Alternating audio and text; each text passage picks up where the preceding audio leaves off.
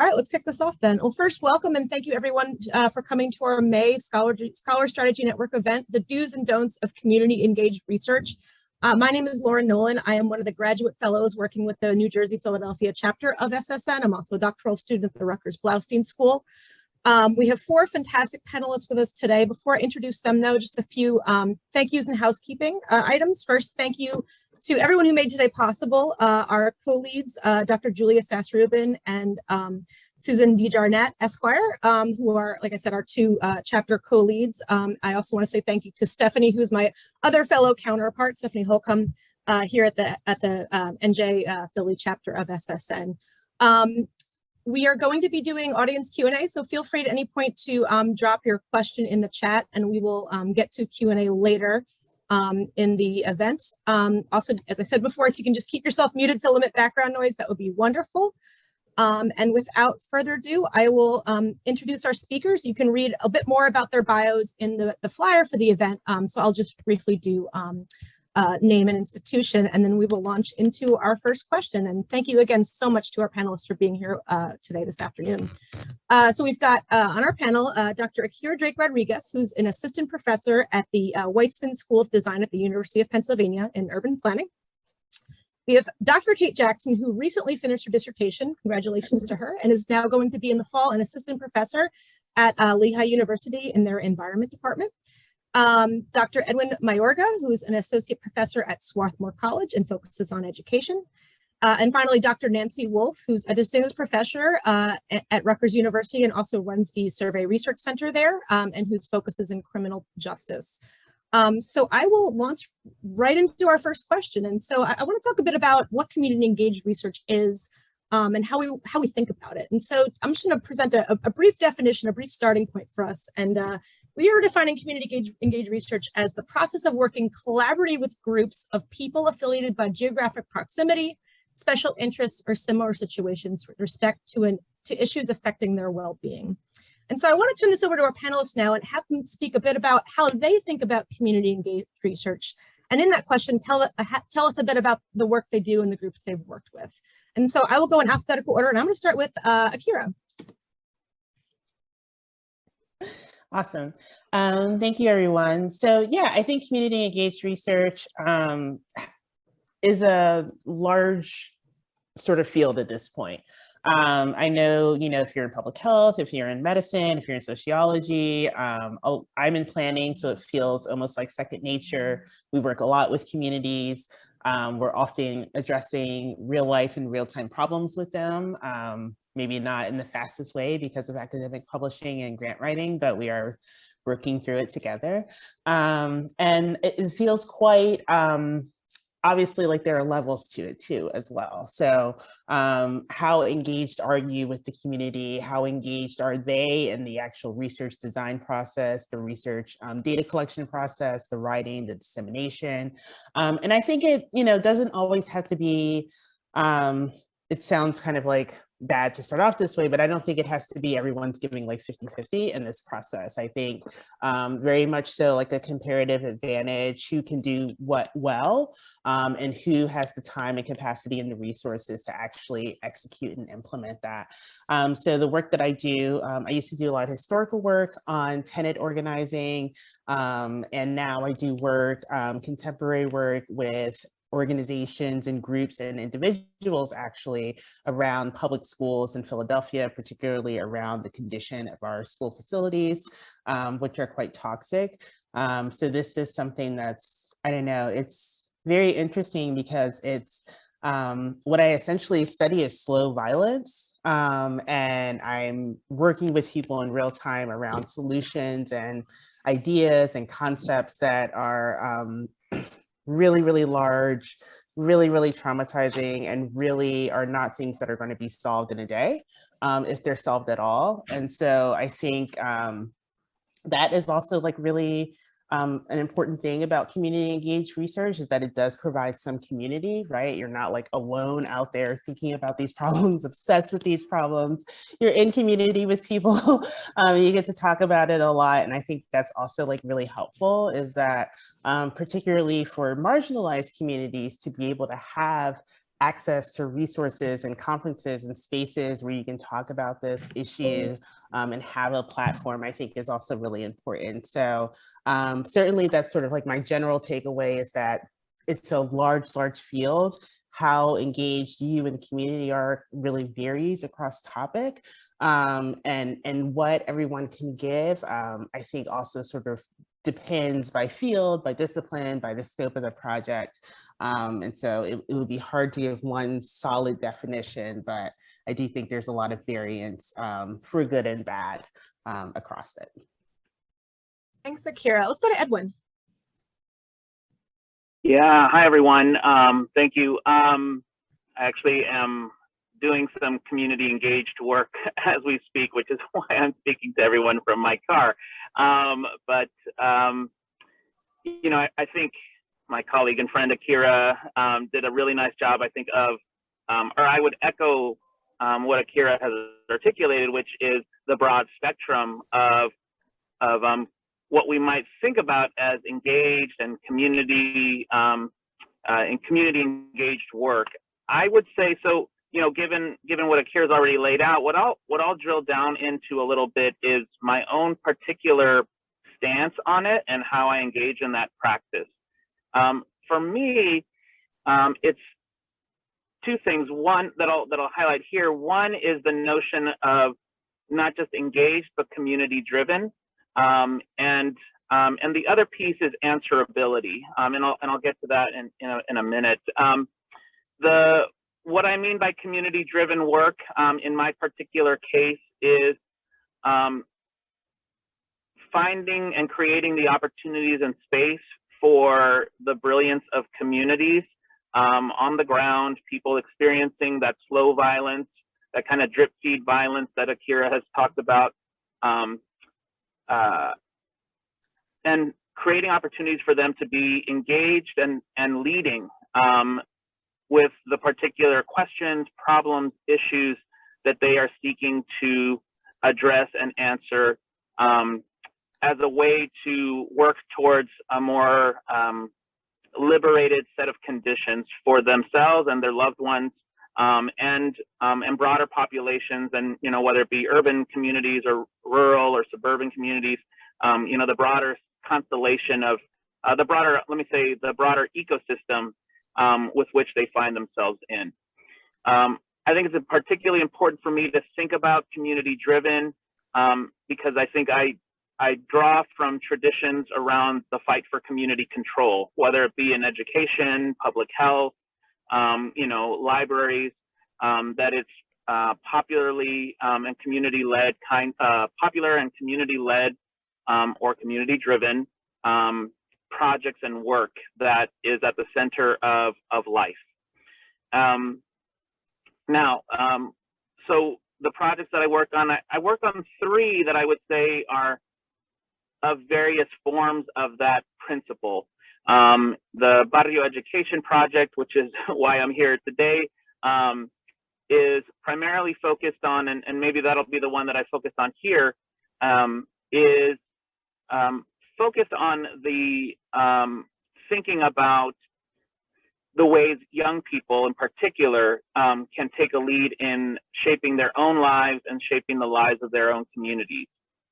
We're actually about to celebrate, or we're celebrating our 8th anniversary of existence, the project, and this was actually my dissertation project. And in that project, you know, we've engaged in a number of different kinds of methods, including historical archival. We've done oral histories. We have engaged in survey work. But at the heart of each of those, you know, different research kind of scholarly projects has been the interest, the questions of the young people themselves. In this particular iteration of the project that we are working on now, we have shifted from working with high school aged youth to middle school aged youth, and focused on a project called Nourishing Sanctuary, or Santuario Nutritivo. Nourishing Sanctuary is focused and is based on the previous cohorts of Barrio Ed Project, and they're centering the importance of mental health, well-being, and kind of overall whole well-being as the particular issue that young people here in Philadelphia, where I'm located, have really focused on and centered on really over the last 4, 5, 6 years, specifically in the time that we have been in action here. What that has led to is the development of a curriculum, a kind of emerging curriculum around an after-school club called Nourishing Sanctuary. And so we're celebrating the end of our time this year, and we only were able to we just transitioned, and so we launched a kind of pilot version of it. So it was a 6-week version of this after-school club at a couple schools here in South Philadelphia, where I'm at right now. And the thing that we really focused on here is thinking about our own identities, but also inviting young people to think about what does safety mean? Where is safety? Where do we feel joy? Where do we feel an opportunity to heal and to be ourselves? And so it's been really interesting for us to think about both sanctuary within and sanctuary without. The goal of the project, we've been really zeroing in on sanctuary within this series of sessions. But where we are going from here is to really think about, okay, as we're working on ourselves, how do we think about the questions and the conditions that we are living in, and what are the problems and things that we need to identify that prevent our communities from also feeling like a sanctuary? What kinds of precarity, toxicities, as I think Akira has pointed to, whether it be in schools, in their school buildings, or in their neighborhoods, that are of particular importance, and what then, as we need to develop questions about that, think then about how we can use that kind of inquiry to move into action, whether it be policy and or accessing more resources, political education of loved ones, family members, and other neighbors. It's very open, right? And so, and that's really what I mean with respect to community-led. So let me stop there, because I feel like I've been talking for a long time. And I'll get to this question of answerability in a little bit. Thank you, Edwin. Let's go to Kate. I just want to say that both Edwin and Akira, your answers are so amazing and inspiring. Excited to be on this panel with you both, and also with Nancy. For me, I also identify as a critical scholar. So my scholarship needs to lead to action and for the collective flourishing of all people. So I'm guided by a critical environmental justice lens, which means I look at the way in which the environment, particularly the urban environment, impacts overall well-being and health. And in order to do that, I spent a lot of time in the community before choosing any type of dissertation topic. And because I've just been working on my dissertation, I was a little limited in the amount of participation I could require from folks. And so my level of community engagement really came from spending 2 years prior to starting my dissertation in the community. I was aware that urban agriculture was a blossoming field, and that it was being used in a number of ways to address environmental health. And in being in the community, I started to see some disparities in how funding was being distributed, in how urban agriculture was being perceived in the mainstream media. And I also saw how Black and Brown growers were using urban agriculture as a form of resistance to rebuild their communities, which had been harmed by decades of disinvestment.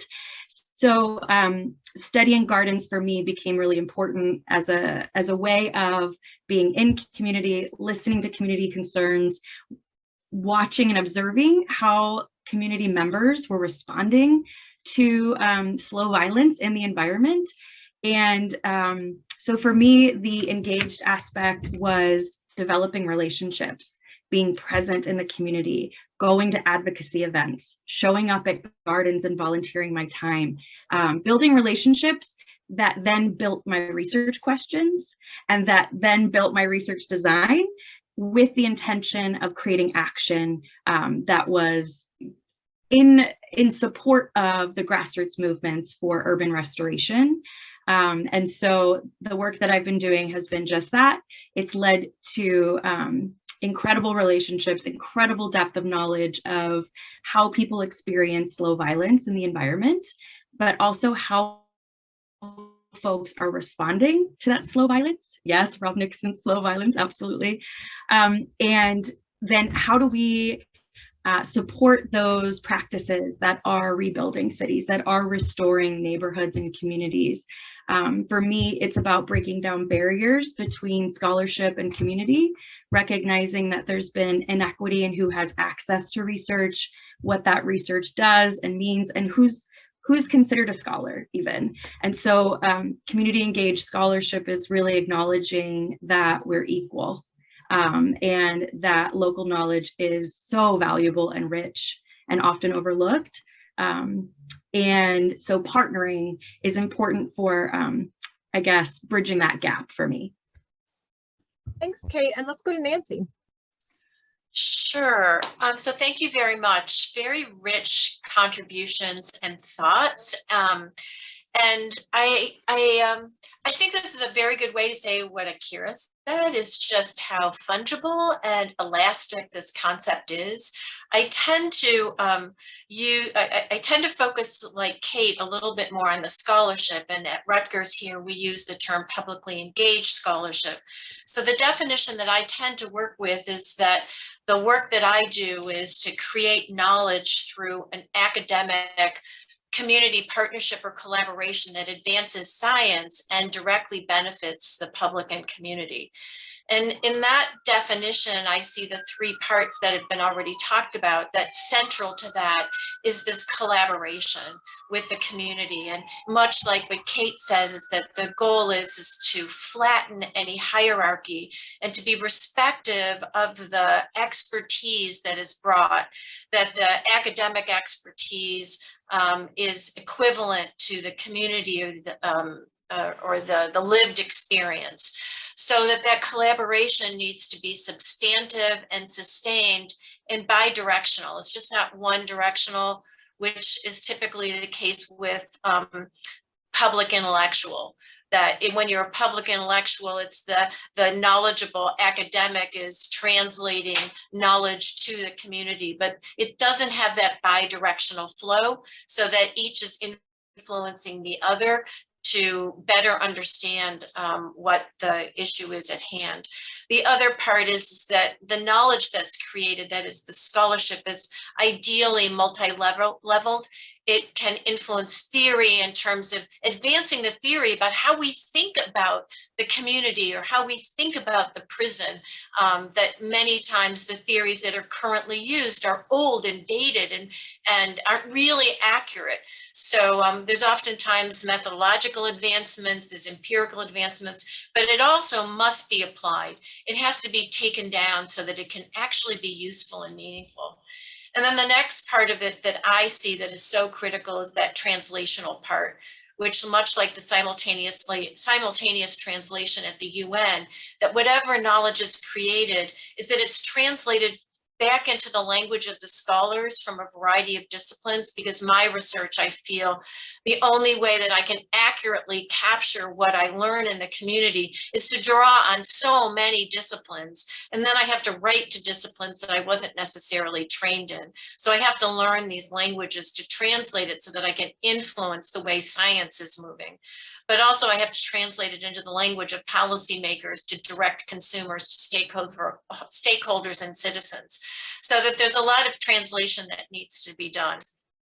My lab is the criminal justice system, and I work with people under correctional supervision, people who are on probation and parole, residing in prisons and jails, people being adjudicated through the court systems. And I also work with people responsible for the operation of these systems, that when it's transactional in this way, I have to work on both sides and recognize that the only way that I can improve the conditions for the people who are experiencing the criminal justice system is if I can work also with the people who are in charge of enforcing the rules, regulations, and also set those rules and regulations. So that's more of that kind of the the research part of it, but I also engage in what I consider community-based participatory practice, where I literally in the lab, in the prison settings, develop peer-run programs inside the prisons that grow organically in response to the requests and the needs of the people who live there. So we have developed all kinds of programs, yoga programs, meditation programs, smoking cessation programs, exercise, nutrition, health. But again, it's very responsive to the needs of the individuals, and then making sure that once we do that, that they are prepared to then run those programs, run the centers, and they're empowered to take on those responsibilities. So that's kind of how I do my work, and also how I see my work in terms of its community engagement part. Thank you, Nancy. My next question is, I'm going to ask each of you to talk a bit about how you first got started in community engaged research. I realize everyone on the call obviously is interested in community engaged research, but I bet there's a lot of folks that aren't necessarily doing this work now, but want to figure out how to dip their toe in the water and get started. So if you could talk a bit about how you first started doing this work, and I'm going to go in reverse, or I'll start with Nancy. Sure. Well, for me, it started in the late 1980s. I was a mental health services researcher, and in that field, there's an ethos of nothing about us without us. And what that meant is that people with direct experience with mental illness should be directly and actively involved in research, practice, policymaking that affects and focuses on them. So the peer movement was very powerful in terms of its advocacy, and made it very clear to researchers and to practitioners, and even the NIMH, that they wanted to have a place at the table. And at studies section at NIMH, when we were reviewing grant applications, there was always a person with direct mental health experience there that was commenting on whether these proposals make sense, if they were really going to speak to an issue. And then in the late 1990s, I was working with an anthropologist, and she introduced me to grounded theory, which in my view of grounded theory really seeks to understand what really is before theories are laid on top of it. And for me, grounded theory stressed the importance of learning and hypothesizing from the ground level, and then identifying theories from different disciplines that might fit what is observed or how it needs to change. And so it was the combination of nothing about us without us and grounded theory that provided the foundation for the community research that I've done for the past 25 years. I've literally spent the past 15 years inside prisons and learning about the cultures inside of them, to figure out how to change those environments and what those resistant factors are.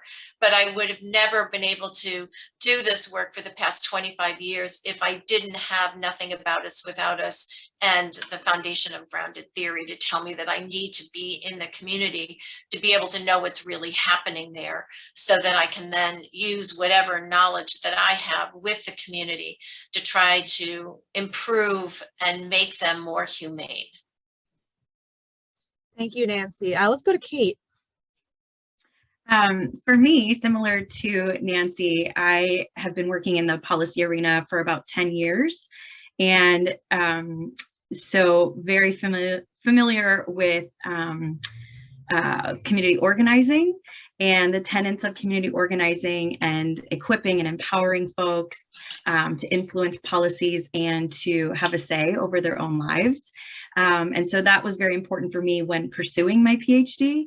And actually, I've worked throughout my degree as a policy director, and then most recently for the last few years as an environmental justice coordinator for a local nonprofit, who actually reached out and asked me to work with them because of the knowledge I was learning at Rutgers.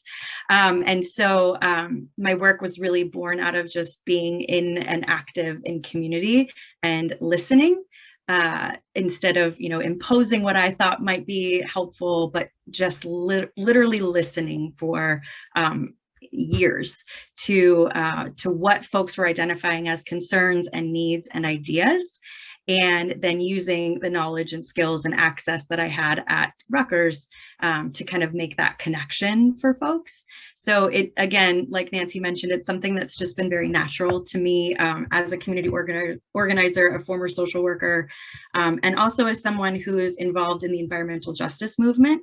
The movement itself was born out of a grassroots movement that believes in really democratic leadership and community empowerment, and also the fact that the folks who are having policies and decisions made about them should be at the table where those decisions are being made. Thanks. Let's go to Edwin. Yeah, I think first and foremost is the working as both an educator and as an activist. I was an elementary school teacher before getting into to my scholarship, but at the same time, I was also an activist. I was a New York City public school teacher, elementary school teacher for 5 or 6 years,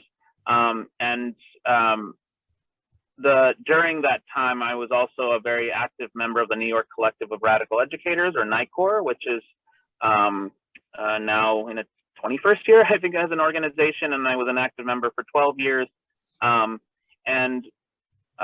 You know, the kind of part of our mission statement there that we always talked about is that the struggle for justice does not end when the school bell rings.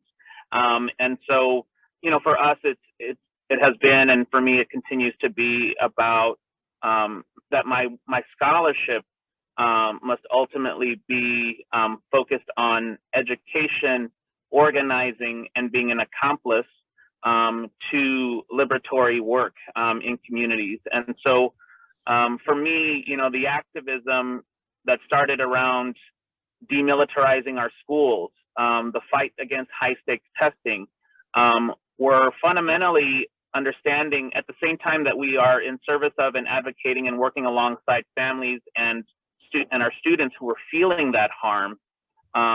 It was also imperative for us to understand where that harm was rooted, and that's in structural oppression. That's in a carceral state. That's in racial capitalism. And so for us, or for me, it was about thinking about how research would allow me to think more deeply and in more complex ways about these problems that everybody is feeling and has actual on the ground theories about. And that we needed to create space for that to inform and drive our action, our transformative liberatory practices. And so, you know, those are the kinds of principles that continue to ground the work that I'm doing now.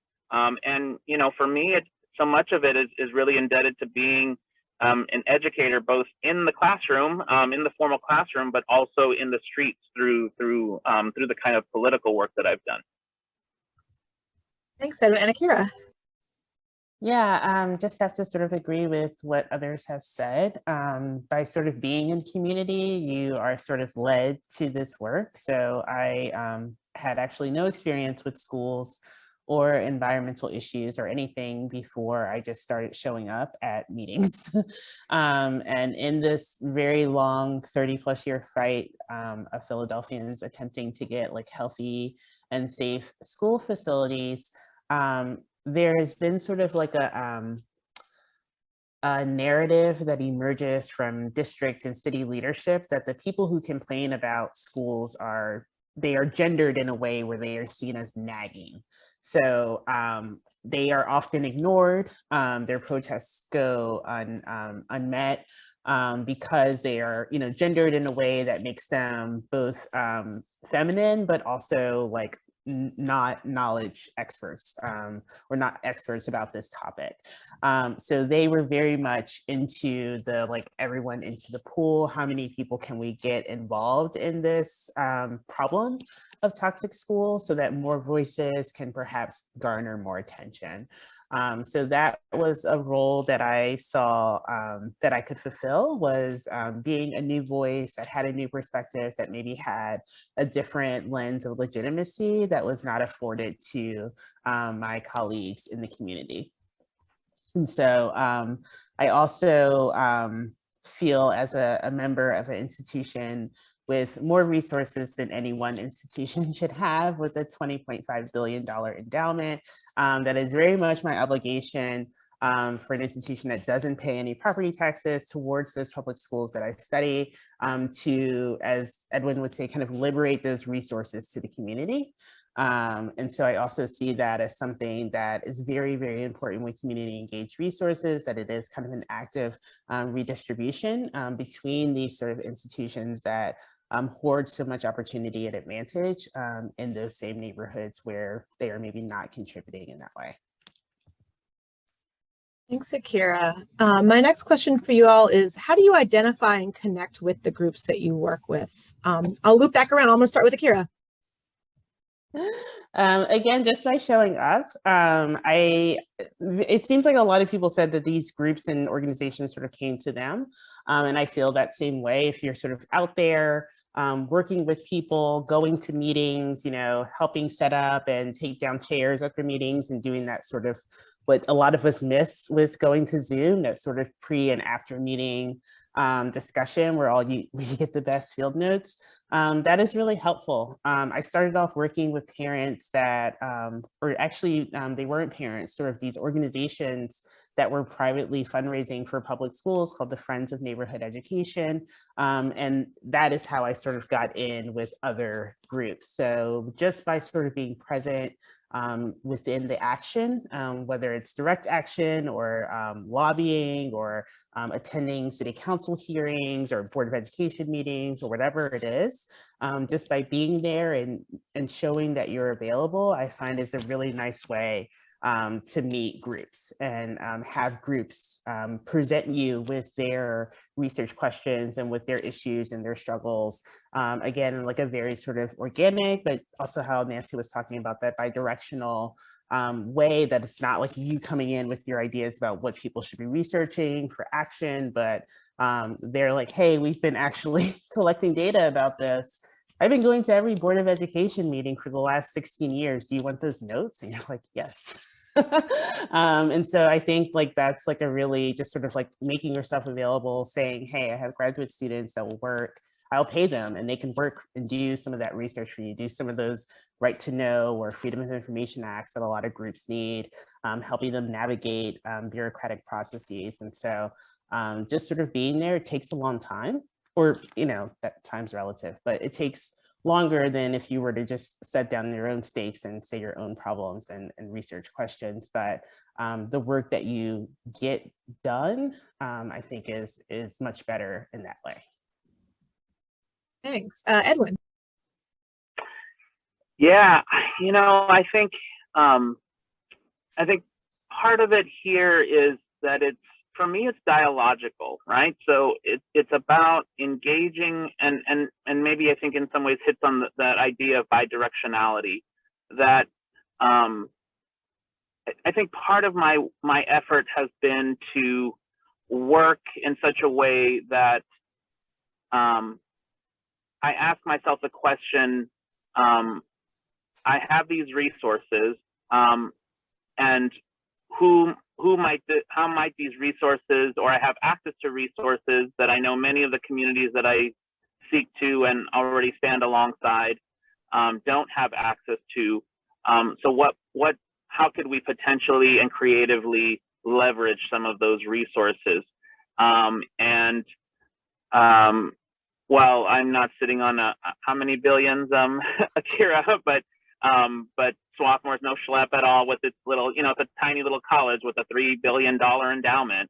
And so, thinking about how those resources can be made available to the people that I think not only that they have a right to, actually, and that, our institutions of higher education, I think, must be, and the point I didn't get a chance to make earlier, must be answerable to, and it's different from accountability and really thinking about who do we answer to. And I think higher education and myself, as a scholar with these kinds of commitments, feel that, who are answerable to are those communities that, upon which, entire careers are made, institutions are built. And that's often communities of color, marginalized communities of various kinds, you know, economic and so on. And so for me, it's, you know, engaging in the conversation. And I'll say, the last thing I'll say here is that as we engage in conversation and listen attentively and follow the lead of others, that all of that work, and I take from the work, disability justice movements, and Adrienne Maree Brown in particular, you know, writer, scholar, you know, writer, thinker, activist, but just this idea, and my students will often quote, right, the idea of moving at the speed of trust. And for me, that movement of that movement, that listening, that process of coming to know one another, identifying the problems that we desire collectively to address and answer, as well as collectively pursue joy and healing, I think are all things that need to be moving in such a way that trust is at the center of everything that we do. If it's about careers and it's about you know, the publications, which I'm not naive. I understand that is a pressure and that's something that we have to navigate. But if that's what you lead with, I think, then I personally, you know, to speak quite frankly, I just kind of think, don't do it, right? Don't engage. Don't do this kind of work, because the potential of harm far outruns the potential of any kind of benefit that you would cultivate with a community. If we don't really center then instead this idea of building trust, building collaboration, building a kind of being engaged in the practice of being with one another, of community, that we wish to see in the world more broadly, because that's not the kind of lead logic of how our world works right now. And so we need to be in the practice of imagining and living in that other kind of world that I think we all not only want, but that we have a right to. Kate. What more is there to say other than that? That was perfect. I'm glad Akira mentioned the taking chairs, putting up chairs and taking away chairs as well. That is actually a line in my dissertation of like my methodology was being present in those spaces that aren't the official research capacity. A big part of my work, luckily for me, is gardens. So I got to spend a lot of time gardening, which feels like it's a little bit of cheating almost, because it's such an enjoyable activity. That also allows you to really build relationships with folks. You're digging in the dirt, you're sharing stories, you're sweating together, right? You're working towards this common goal. So for me, I lucked out picking gardens, but you know, spending time that had nothing to do with gathering interviews, just solely about being present with people in their communities was really important. Showing up in spaces that had nothing to do with my research at all. You know, folks asked me to come into their homes. They asked me to come into, you know, someone asked me to come to City Hall with them because they were worried about their garden tenure and they wanted somebody official to stand with them that made them feel better. Making time for those types of activities in my methodology was really important for me, as well as bringing food to potlucks and to, you know, showing up to protests and just being present with nothing in mind of what I was taking, but really trying to be deliberate about giving. I was warned at the very start of my research how exploitative researchers had been in, particularly in Philly and in Camden, in the urban agriculture field. Folks come in and ask questions and take data, and folks were really feeling burnt out. So it was made clear to me that I needed to be very careful to not be extractive. And so those extra activities that did take time, like Akira said, were really critical to building that trust and that reciprocity. Nancy. Yeah, so I agree with all of that. I think I'm just going to do a shout out for Amy Cuddy's book, Presence. I think if you really want to do this work, you really need to be present and you need to know how to be present in an authentic way. And I think that's what we're really talking about here, is that you aren't being extractive, that you're not just hanging there or you're saying, you know, I want you to give me something. And we all know that the criminal justice system, especially prisons, prisoners have been so exploitive over time that when a researcher walks in, they immediately think that you're just going to take from them. So to build trust in those environments, you have to be there in an unofficial capacity to kind of hang out to the extent that you can hang out in prison. So I spent a lot of time hanging out and figuring out how to volunteer, how to offer something, but also to recognize that, you know, people would come up to me and said, I've never met a real professor before. And so just the fact that you would take away all of those labels and just be a real person was transformative in and of itself in terms of the process. So in terms of how I got connected with groups, you know, I think it is that nature that I want to understand, that I want to connect. But I also have to say I was really had an advantage because I had an NIMH funded advanced center for criminal justice and mental health. So I could form a table and I could invite people to the table. I didn't have to go to my university and ask them to throw me some of their largesse. I had funding. I had funding from foundations. I had funding from NIH. I could bring people to the table and say, what can we study for you? What can we do for you? And that is not in a way of saying I'm privileged, but saying I have been able to get something and I want to share it with you. What's the best way that we can use this in terms of what we do? How can we bring teams of people together so that we can make sure that this money goes to in the right ways to the right people? So, you know, and I think also just taking the resources you have, I would take, you know, we usually recycle computers here every 5 years. Those computers are still really good. So we could salvage those computers and bring them into prisons, and they weren't internet connected, but we could still get people learning Word, learning Excel, learning how to type their resumes so that they could do that. So there were so many ways in which we can take resources that are not useful, that are so useful in environments that are so devoid of useful resources.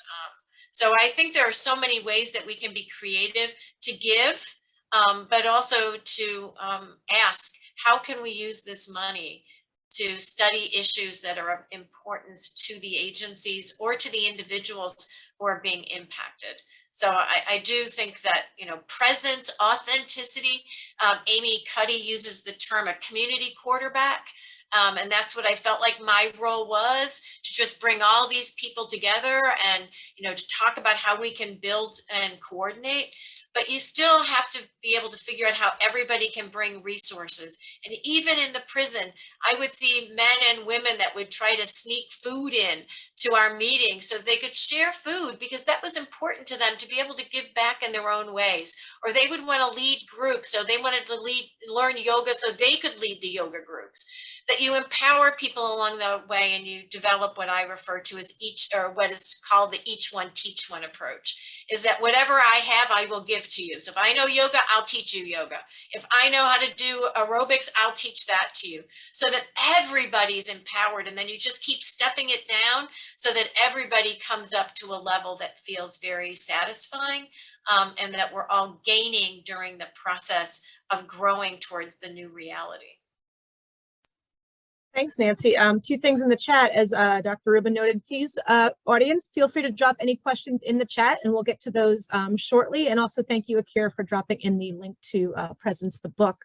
You know, the title of today's session is the do's and don'ts. And so this last conversation has been a nice segue into that. And so I first want to focus on the do's. You know, what are some things that you absolutely need to be doing, that you should be thinking about? And we'll start with the do's, and I'll go background the order. I'll start with Nancy. Okay. So the do's, be present. Don't overpromise. I think that gets people in the way, that you say that you're going to solve everything. Don't overpromise. I think really figuring out how you establish trust, that you trust the process and that the people you're working with are trusting the process. I think you just have to be a person of your word. If you lose your word, if you lose your credibility, if you say you're going to be there and you don't show up, I mean, the women at the prison used to always say, hey, it's snowing outside. I don't think she's going to make it today. And somebody would say, she'll make it here even if she has to take a sled dog to get here. Yeah, I would show up because that's what I do. And you know, so many times people are let down, but I think your character really matters in terms of establishing the trust, the confidence, the belief that you are there. Also making sure that when you do learn something, you share and you bring it back. So I would always, after we would finish a study, I would bring it back and say, here's what we learned. Does this make sense to you? I just finished writing a book about my experiences that I've had with doing research in this way. And I had 5 people who were formerly incarcerated read my book and make comments. Their comments were so good that I went back to my editor to get extra word length or extra words so I can put their comments in as endnotes. And it made the book so much better because they're amplifying things that I say. So it's just ways that you're constantly giving information back and then allowing people to sculpt it in ways so that they can own part of it. I mean, back to the old Marxian where you have kind of feeling that you're no longer, you lose your embodiedness. But I think to make sure that any joint products that come out of it are shared, the content is shared, authorship is shared, funding is shared. I did a lot of joint grant writing so that there are cameras that keep people safe in the prisons because we wrote a grant and we got those cameras in there so that we can make sure that the world is made a better place. I mean, people would always talk about researchers. Yeah, they're just coming in here so that they can get their next book or they can get their next promotion. And that, that's not cynicism. That is direct experience. And I think we just have to change the face of researchers so we don't look exploitive. And we do that by making sure that every step along the way, we are open with the information, that we share the value of what we produce, and we give credit where credit's due. And I think those are the important dues that I've noticed over my 25 years of doing this work. Thank you so much, Nancy. Kate, some of the do's. Yes, all of that. And part of that for me, since I study urban restoration and slow violence, particularly in communities of color, as a white woman, it's really important for me to start all of my work with my positionality. And that's part of that being very transparent with folks, right? Like Nancy was talking about. So I start with my positionality and I'm honest and I'm humble that where I'm coming from is very different. So I am naturally going to have a bias. And so I need to have checks and balances in place to make sure that what I'm seeing and observing is actually what people are trying to communicate with me.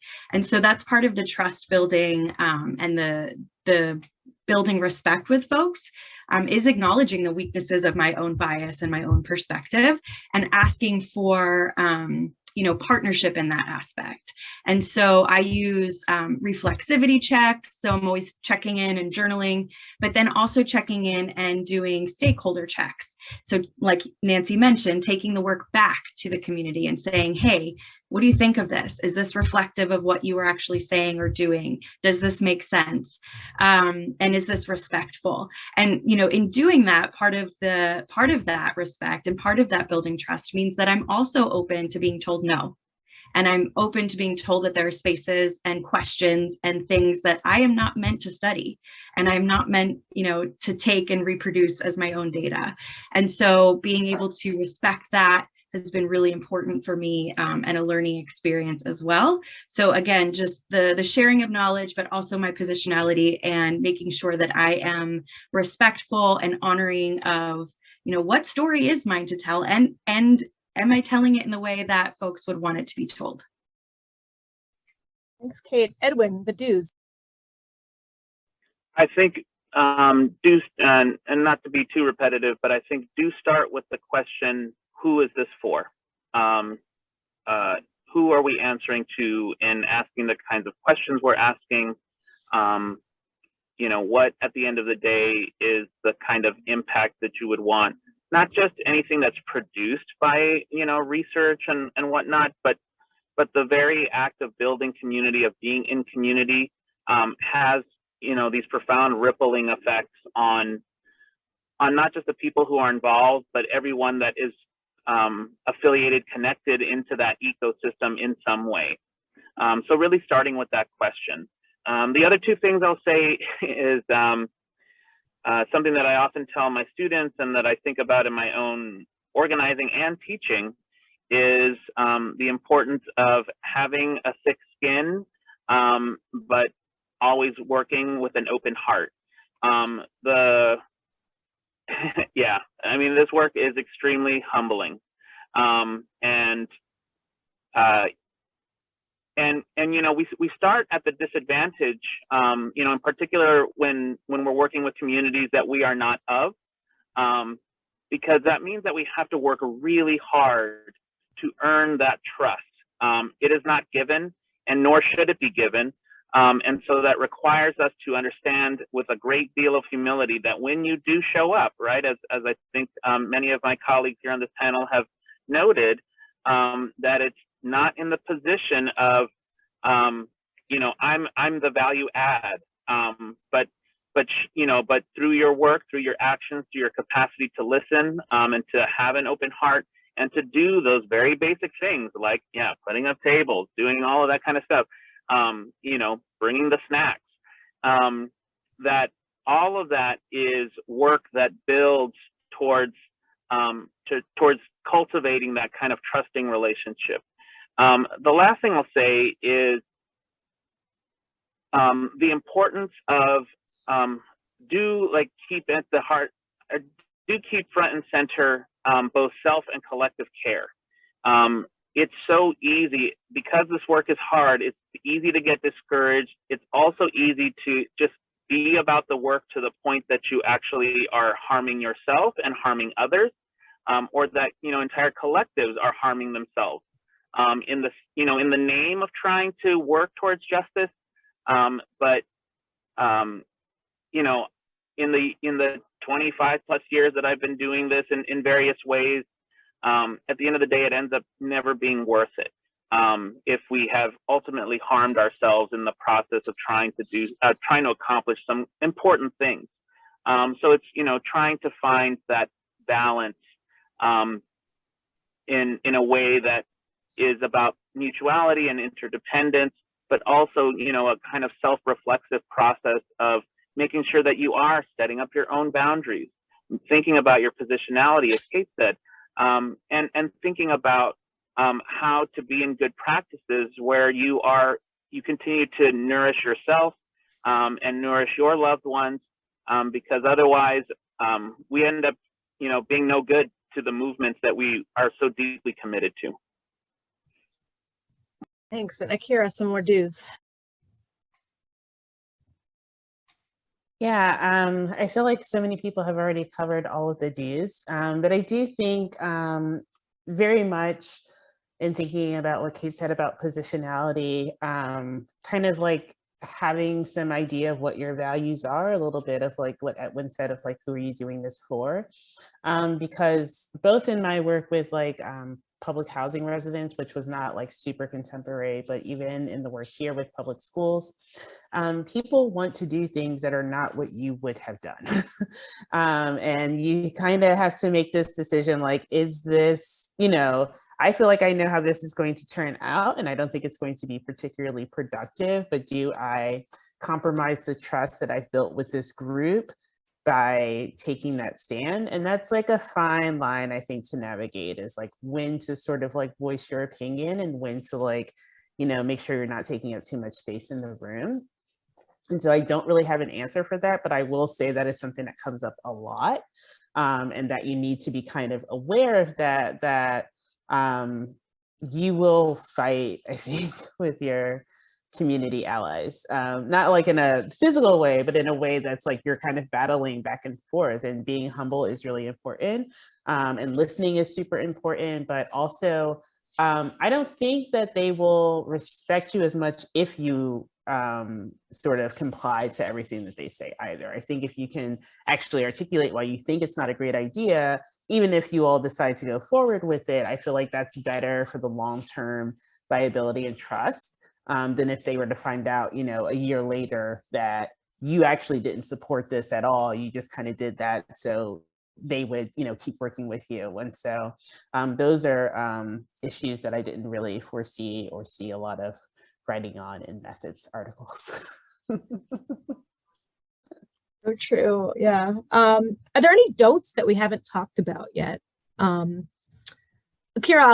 I know you had to wait the longest for the do's, so I'll kick it back to you if you want to start with some don'ts. Don't,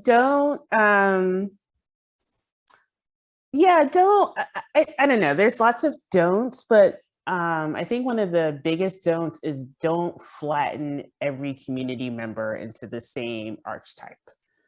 So they're not all disempowered, vulnerable beings.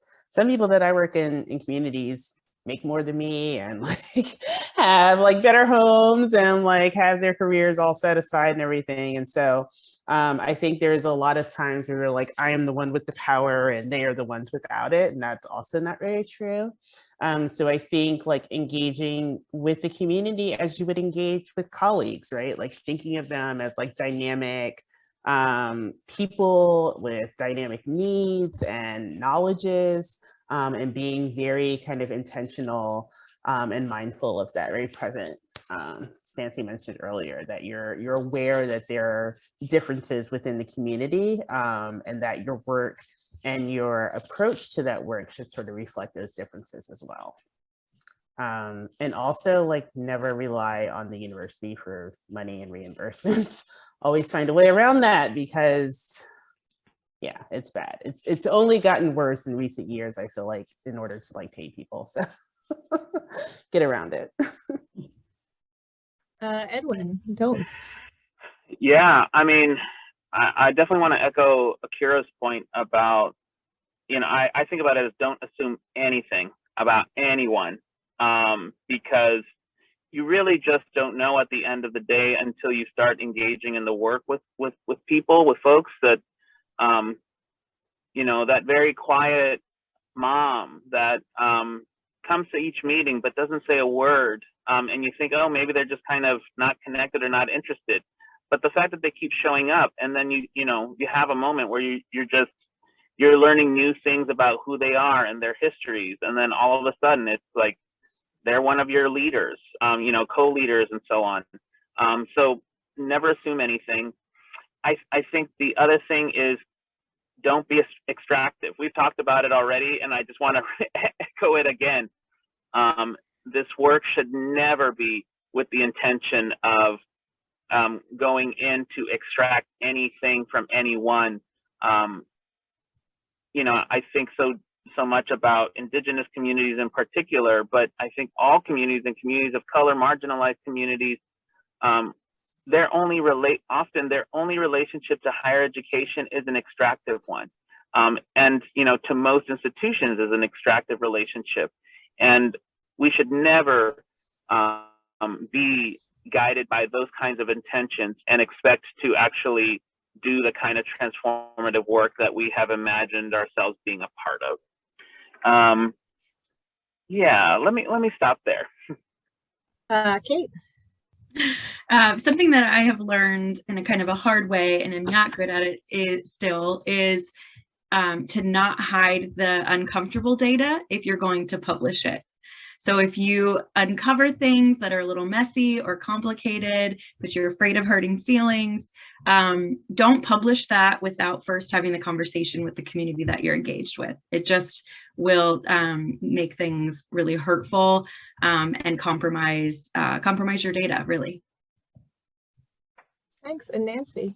Sure. I just want to do a shout out with what Edwin had said, which is burnout is so easy here. And we really do have to take care of ourselves. And I'm speaking from experience where I really just got lost in the system for 10 years. I don't think I saw Julia at all during that time. I mean, I had no time for myself. I survived it, but I really would say to anyone doing this, you can't be a one-person show.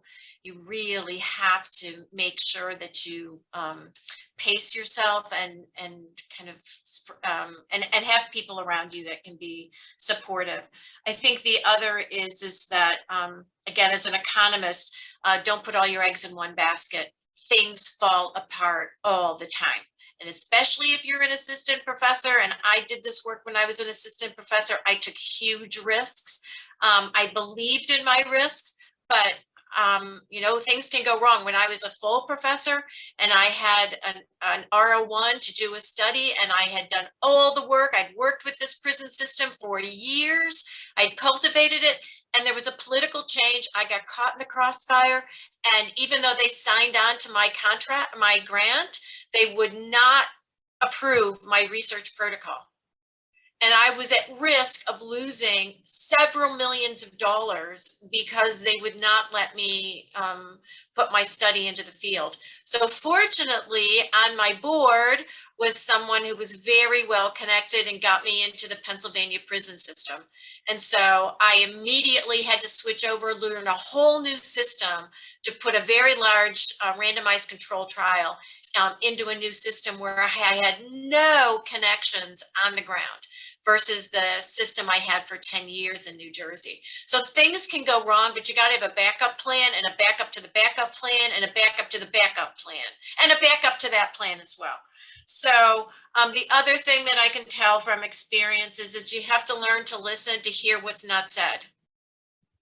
Because if you miss the what's not said, but everybody else understands it, you're the one who's going to be left out. And you really have to learn to listen in an entirely different way. And I think that comes from also authenticity and being present, that it's just really important to learn how to listen.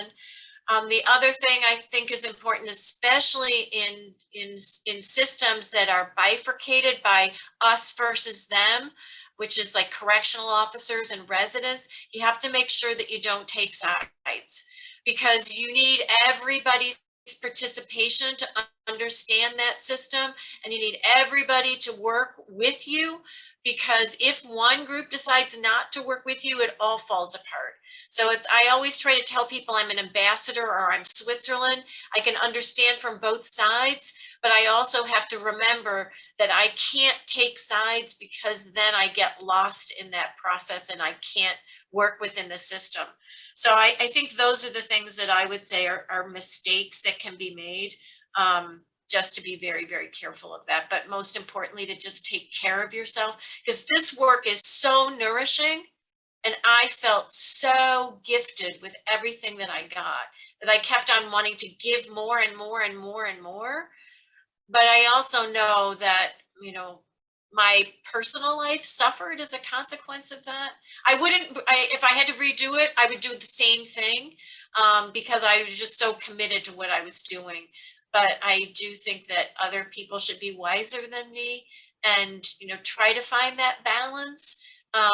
That allows your passion to flourish, but also that you make sure that you take care of yourself and your life, so that you don't get lost in that process. Thank you. I'm going to kick it over to Julia now to do some of the audience Q&A. Thanks very much, Lauren. Such a great panel. I'm really enjoying this. So we have a couple of questions from Ellen Rose Ellison, and I'll just read them. And so she said, thanks for this great discussion. I'm a community psychologist, so everything you have shared resonates with me and my experiences in the academy and outside of it. I'm currently in a role at my university to build support and capacity for our colleagues who do community engaged research. My questions for the panel are: one, what are some elements of your institution that make your community engaged work feel more supported and or possible? And two, what are some ways your institution could better support your work and your community partners? We'll just kick it open to anybody who wants to start us off. Well, I'll just say that, unfortunately, because of a lot of the things that have been going on in the world and in the US over the last 3 years, that a lot of universities have found that the only way they can respond is by funding community research. So there have been a lot more pots of money, I think, available at the university level to make this research possible. In some disciplines, I won't say all for sure, some disciplines, tenure standards are starting to reflect community engaged research a bit more and public scholarship more, which has been useful. So you don't have to go through years of peer review with community co-authors. You can do other forms of, white papers or things like that that can be accepted. And Yeah, I'll stop there. But those are, I think, kind of like off the top of my head, 2 things recently that I've seen have been really, I feel are supportive of this research.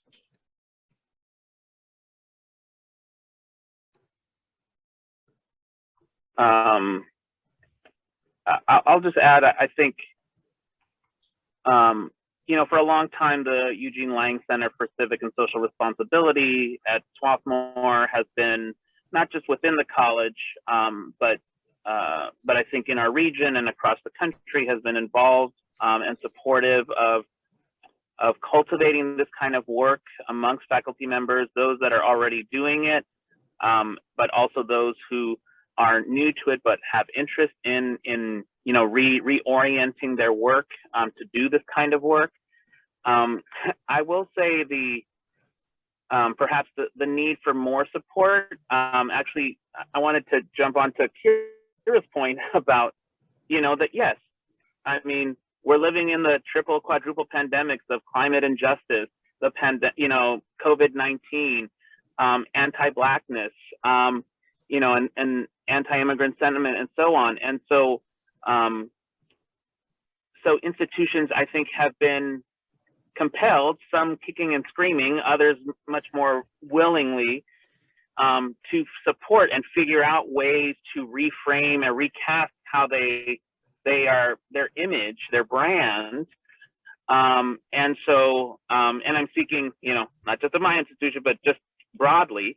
And so it's this really tricky thing that I think we need to negotiate. And so the thing I would like institutions to do more of is to be more reflective and clarify where they actually stand, so that it isn't just in word, that they are actually, in fact, interested in transforming what and how they do it and what they're doing it for, in order to support faculty members who are, in many ways, you know, we were kind of like the misfit toys that were just kind of hanging out, and it's like, oh, that's that angry guy over there who is always like has some beef and something or other. And now all of a sudden, you know, the spotlight is on us. And, you know, but I think the smart institutions will actually listen to those angry people, you know, and why, and actually think about, well, why are they angry? And so, you know, and what voices do they actually represent or kind of recenter in the college, you know, in like faculty conversations and strategic planning processes and so on and so forth, so that in fact, we actually lead in, you know, we actually use the words and the rhetoric as a kind of spark for actual change within, that I would love. That's what, to me, like, that would make me feel supported, right? You know, I don't, if we started with that, then I think the money would follow. But right now it feels like the money is leading, and that is concerning for me.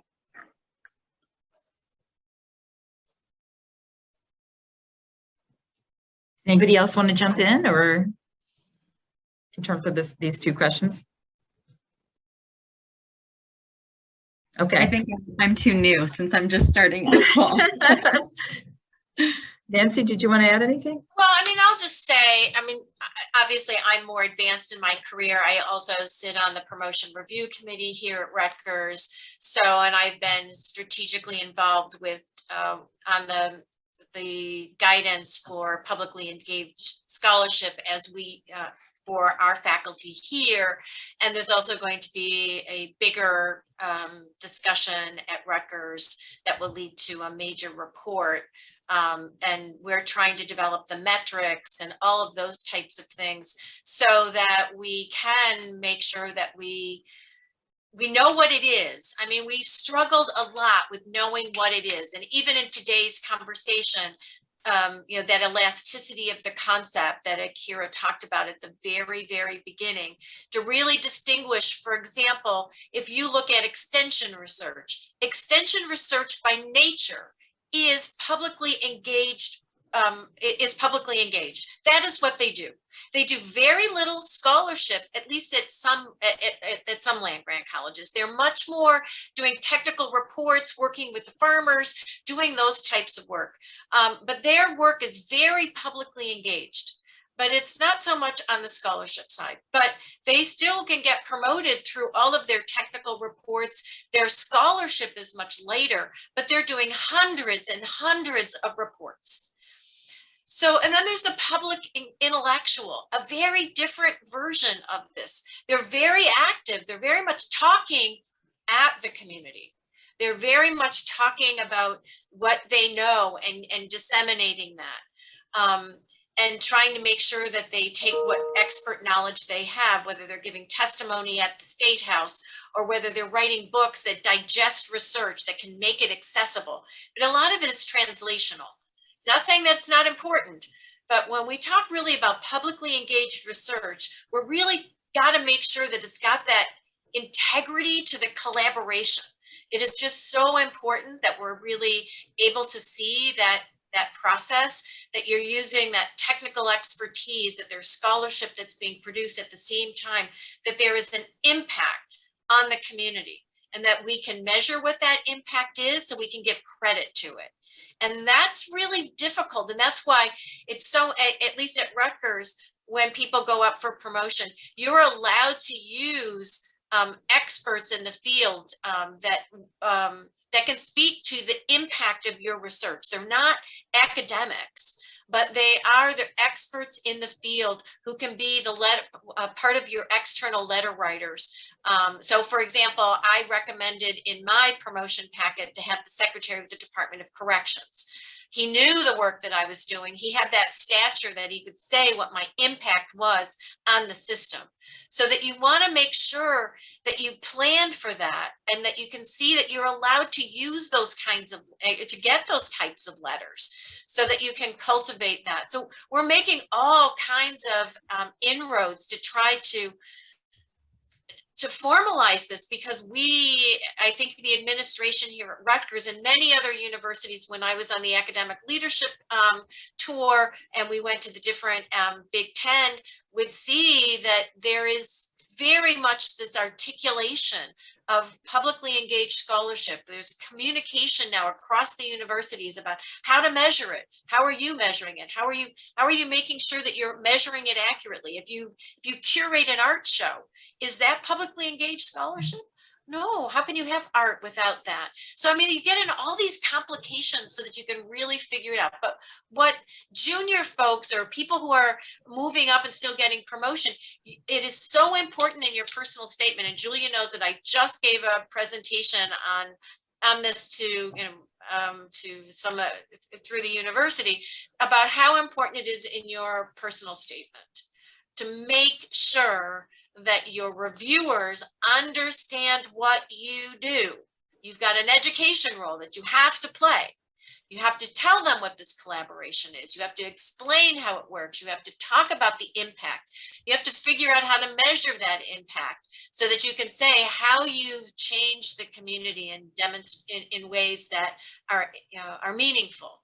And then you can have people that will then echo that, who are in positions that can speak to that. So I really see from my vantage point that there is this overarching effort to try to formalize this, to be clear about it, to measure it, and to acknowledge it in promotion decisions. And I can tell you that I see it every time, for the past, I went up on publicly engaged scholarship for my promotion to distinguished professor. So we respect it, it is honored, it is valued, but it is the candidate's role to make sure that we understand it. If you don't do it, you can't wait for somebody else to do it because they are not grounded in what we do. So we have an education role that we have to play. So I hope that's helpful. That's great. Thanks, Nancy. So Jen Maggie, I hope I pronounced that right, from Swarthmore's Lang Center, had a question. She asked, if you do this work alongside college students as research assistants or as students in courses you teach, how do you prepare them, yourself, and your partners to both confront slow violence and move at the speed of trust?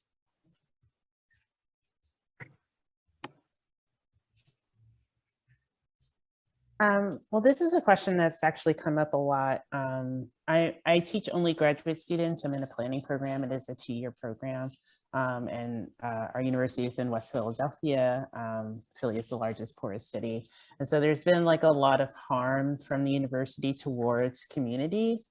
And we are very intentional about not taking students to like play in that sandbox without those sorts of, so our university has a lot of resources about the history of the university and the neighborhood and, you know, move bombing and all of the kind of like long histories from displacement and urban renewal to the present. But it's still, I think, like not enough. So I'm really intentional with the students that I take into the field. Usually, if I work with undergrads, I like to make sure that they're from Philly, that they went to public school in Philly, where they have some background knowledge, because it's just like, you know, these are fights that people have been fighting for like 40 years. Like the acronyms alone is like 2 weeks of like deep, intense study. So it's really helpful to have people with that knowledge, because, you know, the academic calendar doesn't really make it easy to do that sort of deep learning when you need a research assistant for 8 weeks in the summer and you just need them to do interviews and you actually don't have that time to do that. So I like to build longer relationships with college students as research assistants, because I think, you know, those who are only going to be with me for a short time can do like offsite work, but students who are going into the field, I like for our relationships to be a little deeper and stronger. Thanks, Kara. Does anybody else want to jump in? I can just say I've brought probably 30 or more research assistants into the prison with me. And I'm very careful about that, because people who are in prison have been wounded. I do trauma research. They have been wounded by discrimination, by bias, by implicit biases. And I need to make sure that my research assistants are aware of how they think about people who are in prison. And if they can't get past that, if they can only see the crime, then they can't really go with me. I would like to take them, but we can't do harm to people because of because the research assistant's just not there yet. And I have to say, much of my qualitative research, I get such positive feedback about the research assistants I bring in. And I even have one quote that's in my book where somebody says, "Where do you find these people? They're so nice. They're so respectful. I never thought that there were people like that."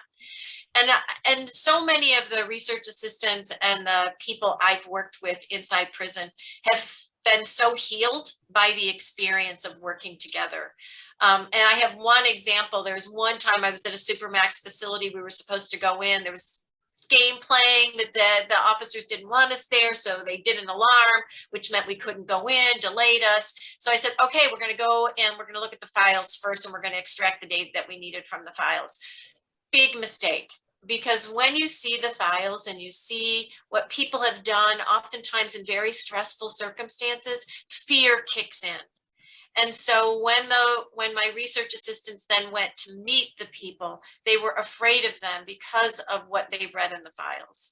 But if I would have done it the reverse, where they just saw them as people, they wouldn't have had those same biases. So it's just so important to make sure that you prepare people, that you ask them if how they really think about the people who've committed crimes, and whether they can set those biases aside, and be kind.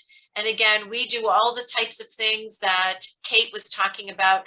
We set up tables together, we clean up. We're always, for example, the simple things. We have computers that we bring in. We'll bring 30 computers into a prison, and we make sure that everybody who sits down at a computer station, that they see us wiping it off with disinfectant wipes, and we give them a hand wipe. And in prison, cleanliness is so important to the men and women. It is such an honoring thing to do by saying, no, you can't sit down there. I want to clean all of this for you, and then let them sit down. And just that in itself is just a statement of just, we respect. and that starts that process of trust with the process. So I think there's many ways in which we communicate through our actions to say, I see you, I understand, and I validate what your preferences are. And to teach people, students, to be able to have that level of understanding, I think informs both their future research, but also their character and the people they will be as they move forward. Thank you very much. Kate, Edwin, did you want to add anything, or are you good to? Okay, so the next question is from Joanne Williams, and she wanted to know what the role of the University IRB has been in your work. And there's one last question after that that we can hopefully fit in, which is just about funding.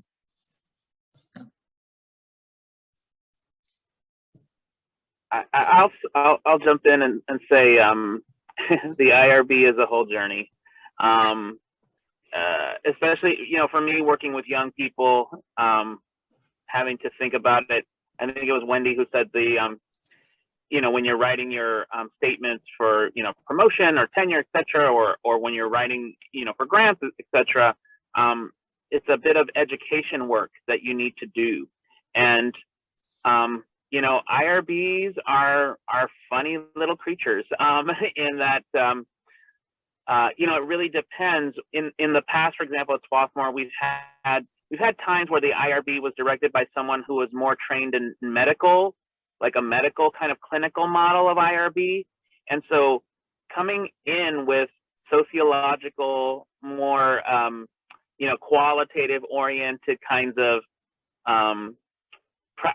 projects were often, it was a struggle to get them passed. And then, you know, things have changed, you know, primarily because the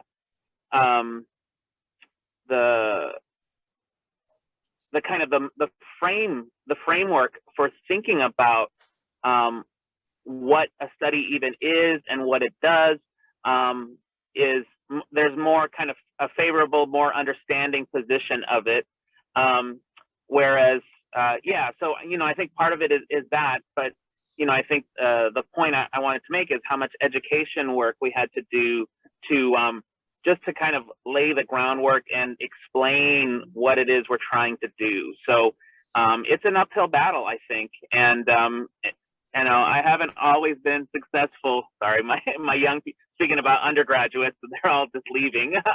So I'm like, I love them. Yeah, I think it's just a deeply challenging piece that we have to just kind of stay with, you know, kind of like go on working on it. So I'll just say that when I started this out, I agreed with Edwin that IRB did not understand criminal justice and mental health research.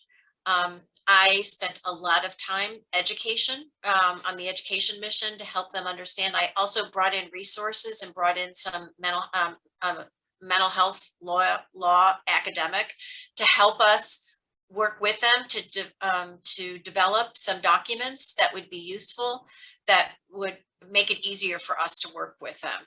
So I think you have to make the IRB your friend, like you do in every situation. You have to have them understand what you're doing. If you can bring any resources to bear to make it easier. Our IRB here at Rutgers is so overworked. It is one of the most stressful jobs to have. Their turnover is so high. Because the work is just very stressful. So I just strategically brought resources in, brought experts in. We developed the documents that we needed. We developed a protocol on how we were going to submit our applications, and then how we were going to work when there was a misunderstanding, so that we could get things through the process. So anything that you can do to make friends, get to have a face-to-face, don't do things through email because they're just too busy. Go out to lunch, stop by, do the same things you do in the community to make a friend. But you just have to make that group your friend. Otherwise, they can slow things down, and you move at the speed of the IRB that is overwhelmed and not knowledgeable about the work that you do. So a little bit more investment. So just a final, quick question about funding, whether, how you found the funding environment for this kind of work. And we'll wrap that up, I guess. I'll turn it back over to Lauren.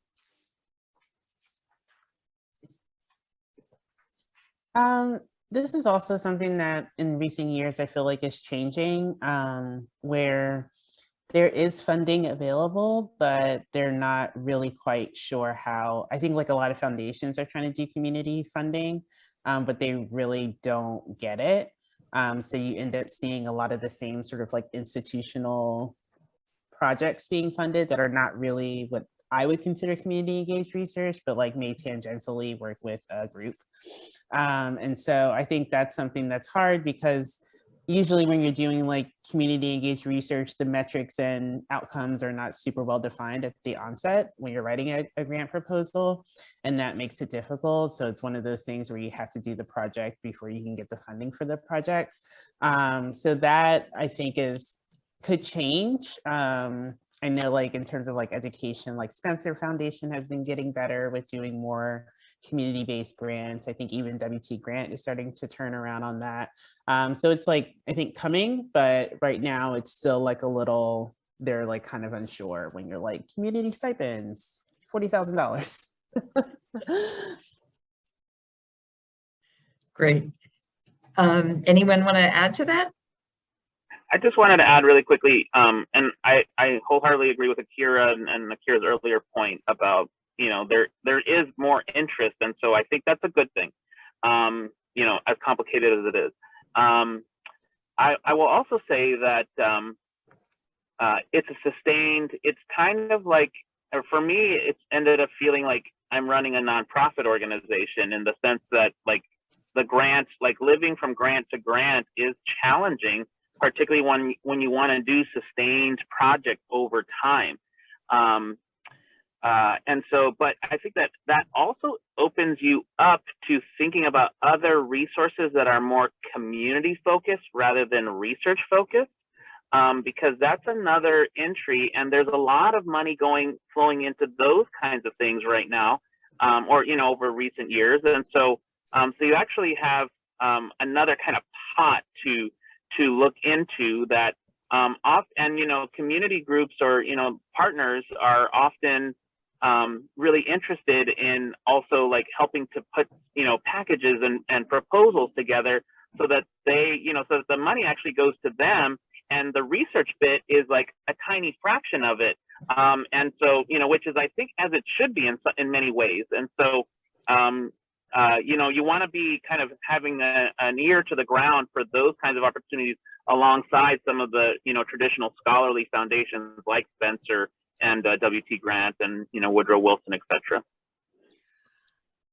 Yeah, I agree with that. I've certainly piggybacked on service grants, and they usually have an evaluation component. So that's a really good way to get some funding. And it's also consistent with building helping the organization with grant writing. So they build those skills at the same time. Foundations, again, you got to go meet the foundation presidents and try to have a conversation with the foundations to say, this is what I'm wanting to do. And, you know, ideally, if you have a big enough picture, you can start thinking about maybe having an umbrella organization or a center or a program that would allow you to have some flexibility in it, which is why I liked my center so much, because then I was able to write my reports. And I think that's another thing that the university could really do, is to help professionalize reports. It takes a lot of time to make them really look good. My center did that. We just had great policy briefs that we did. Anything that we did, we were constantly churning out the information on new interventions on mental health courts or drug courts, and we were updating the research. But, you know, you can have a part of the university that can help stylize those things so that you can get those reports out so you can still have the time to do your scholarship. So I think that there's ways in which you can build those within the foundations, but, you know, you guys it might be useful to think about collaborating, you know, something that, you know, my center was was a kind of a virtual center. It was a coordination with Penn, with several other universities, that I said I couldn't do this research at just my university because I needed people that were at other universities. So I made it a collaborative, which was meant that I could invest in other states and other universities to really disseminate this research faster. So I think there's a lot of creative ways that you can do that to develop conversations with different funding agencies. And again, coming back to the federal government, there are service like SAMHSA, if you do substance abuse, or if you do mental health, and also NIMH. They have had specific RFAs out for community participatory research. On COVID, on other types of things. So you're seeing it also at the federal level, that they're recognizing that they want to engage this type of research, and they're setting up specific initiatives for that. So, you know, I think on all three levels, there's ways in which you can get funding, but again, it takes that investment to get that. Great, thank you all very much. I'm turning back over to Lauren. We're at time, so thank you so much to our panelists, and thank you all to our attendees for your great questions. Before we formally adjourn, just a quick plug. If you're not already a member of Scholar Strategy Network, please do join us. I will drop the link in the chat with more information, or just reach out to any of us and we'll be happy to get you started, but we'd love to have you if you're not already a member. But thank you again to everybody.